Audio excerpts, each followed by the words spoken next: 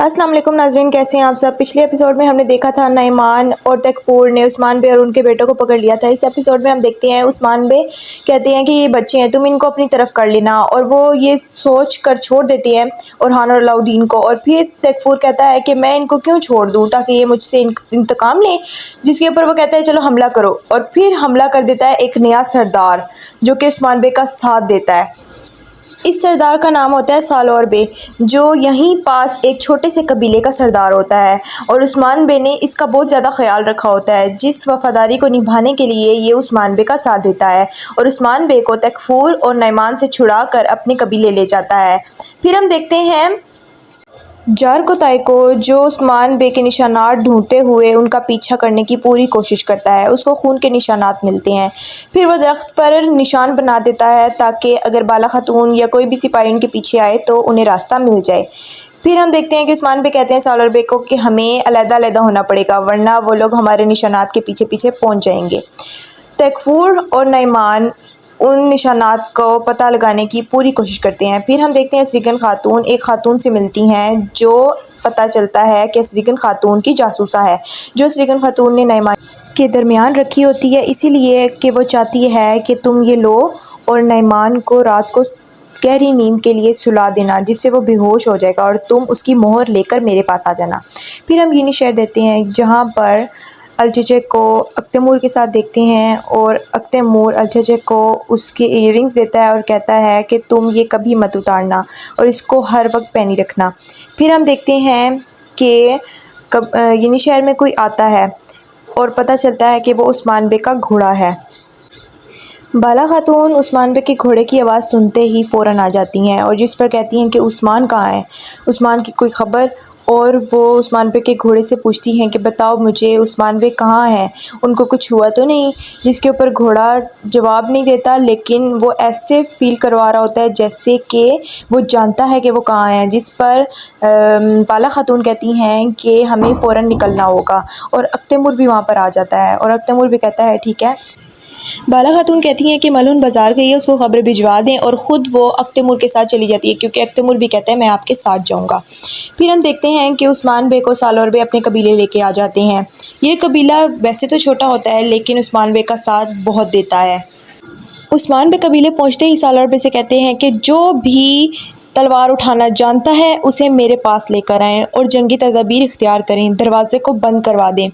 और फिर वहाँ पर एक छोटा सा बच्चा तलवार लेके आ जाता है, जो उस्मान बे को कहता है कि मैं आपका साथ दूंगा। और उस्मान बे कहते हैं कि मैं तुम्हारे लिए ही तो लड़ रहा हूँ, तुम जाओ और अपने खैमे में रहो और तुम बड़े होकर बहुत बड़े सिपाही बनोगे। फिर हम तकफूर के सिपाही को देखते हैं, जो आकर बता देता है कि उस्मान बे पास ही एक कबीले में जाकर छुप गए हैं।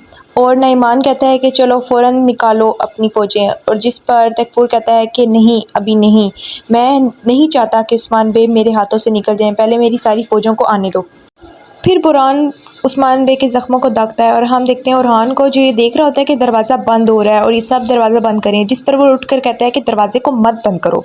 और ये उस्मान बे भी देख रहे होते हैं और वो पूछते हैं कि ओरहान क्या हुआ है, जिस पर वो कहता है कि बाबा दरवाजे को मत बंद करें ताकि वो फिर दरवाज़ा तोड़ेंगे, और मैं नहीं चाहता कि वो दरवाज़ा तोड़ें, उनको अंदर आने दें ताकि हम उनको आसानी से मार सकें। जिस पर वो कहते हैं कि ठीक है, जैसे ओरहान कह रहा है वैसे ही करो। फिर वो सब दरवाज़े को खोलना शुरू कर देते हैं और ओरहान कहता है सालोर बे से कि आपके पास जो हमने बारूद रखवाए थे वो हमें दें। फिर हम बाला खातून को देखते हैं, जो उस्मान बे के निशानात के पीछे जा रही होती हैं, और फिर बाला खातून को जार कोताई के निशानात मिल जाते हैं, जिस पर वो कहती है कि इस तरफ जाना है। फिर ओरहान बे देख रहे होते हैं, जैसे ही तकफूर और नईमान आते हैं वो जाकर उस्मान बे को बताते हैं और उस्मान बे भी तैयार हो जाते हैं हमला करने के लिए। और तकफूर और नईमान फ़ौरन आकर उस्मान बे से कहते हैं कि तुम यहाँ छुप गए हो, और जिसके ऊपर तकफूर यहाँ के तमाम लोगों से कहता है कि अगर तुमने उस्मान को मेरे हवाले कर दिया मैं तुम सबको छोड़ दूँगा।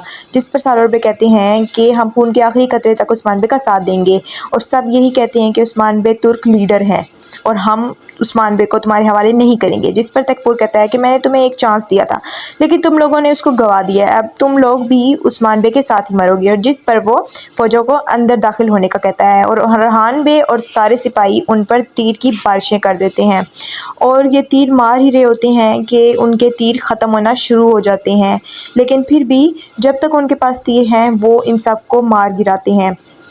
इसके बाद तैफूर को पता चल जाता है कि इनके तीर ख़त्म हो गए हैं, जिस पर वो कहता है कि अब हमला करने का वक्त आ गया है। अगर आपने मेरे चैनल को सब्सक्राइब नहीं किया तो काइंडली कर लें। फिर हम देखते हैं चारगोताई को, जो निशानात के पीछे जा रहा होता है और उसको निशानात आगे किसी कबीले की तरफ जाते हुए दिख रहे होते हैं कि अचानक वहाँ पर बाला खातून आ जाती हैं और सब तलवारें निकाल लेती हैं। सबको लगता है जैसे हमला हुआ है, लेकिन वहाँ पर बाला खातून होती हैं। जिस पर चारगोताई कहता है कि ये बाला खातून है और बाला खातून उससे आके पूछती हैं क्या उस्मान बे की कोई ख़बर मिली है। जिस पर कोनूर कहता है कि हमें निशानात मिले हैं और जिसके ऊपर बाला खातून से पूछती हैं कि कौन से निशानात, और जिसके ऊपर चारगोताई बताता है कि खून के निशानात। और बाला खातून को कहते हैं कि वो इस तरफ जा रहे हैं। बाला खातून कहती हैं कि पास ही एक छोटा कबीला है जो कि सालार बे का है, यानी कि उस्मान बे ने और मेरे बेटों ने वहाँ पर पनाह ली है। और फिर चारगोताई को कहती हैं कि फ़ौरन चलो उस कबीले की तरफ, हम जाएंगे और उस्मान बे को वहाँ से लेकर आएंगे। और फिर वो घोड़ों पर सवार होकर वहाँ से चले जाते हैं। फिर हम देखते हैं उस्मान बे को जो मुकाबला कर रहे होते हैं और फिर देखते हैं कि उनके तीर ख़त्म हो जाते हैं, जिसके ऊपर तकफूर को भी पता चल जाता है कि इन सब के तीर ख़त्म हो गए हैं। और फिर ओरहान बाबा से पूछता है कि बाबा अब हम क्या करेंगे। इसके ऊपर वो कहते हैं कि या तो हम जिएंगे या तो हम मरेंगे। फिर ओरहान भी हमला करते हैं, जिस पर तकफूर कहता है कि तुम बेकार कोशिशें कर रहे हो ज़िंदा रहने की। और ओरहान कहता है अपने बाबा को कि बाबा ये तो मुकद्दर होता है बेटे का, क्योंकि हर बेटा अपने बाप के साथ शहीद नहीं होता और मैं नसीब वाला हूँ कि आपके साथ शहीद हूँगा। जिस पर तकफूर अपनी फ़ौजें अंदर भेजने का कहता है और उस्मान बे उसका मुकाबला करने के लिए आगे आ जाते हैं। ओरहान खुश होता है अपने बाबा के साथ शहीद होने के लिए और अलाउद्दीन कहता है कि बाबा शहीद तो हमने होना ही है, आज या बाद में, तो क्यों ना अभी हो जाते हैं। और जिस पर उस्मान बे हमला कर देते हैं और हमला करते ही जैसे ही तकफूर की फ़ौजें आगे आने लगती हैं उन पर तीरों की बारिश हो जाती है और फिर पिछली बार की तरह बाला खातून अपने उस्मान बे को दोबारा से बचा लेती हैं और वो तीर की बारिश कर रही होती हैं और उस्मान बे को कहती हैं कि मैं आ गई हूँ उस्मान बे। जिस पर उस्मान बे खुश होते हैं और वो सब मिलकर बाला खातून, अख्तैमूर और उनके तमाम सिपाही तकफूर और उनकी फ़ौजों पर हमला कर देते हैं। जिस पर तकफूर ये देखकर कहता है कि नहीं, मैं इन सबको मार के यहाँ पर जाऊँगा, लेकिन नईमान उसको मना करता है और कहता है कि हमें यहाँ से निकलना पड़ेगा वरना हम सब मारे जाएंगे। जिस पर तकफूर कहता है कि मैं तुम्हारी तरह नहीं सोचता, मैं कभी भी हार को एक्सेप्ट नहीं करूँगा। और जिस पर नईमान उसको बहुत ही मुश्किल से वहाँ से लेकर जाता है और फिर हम देखते हैं कि सारी फ़ौजें वापस चली जाती हैं। जिस पर उस्मान बे और बाला खातून सब अल्लाह अकबर के नारे लगाना शुरू कर देते हैं और यहाँ पर जंग का इख्तिताम होता है।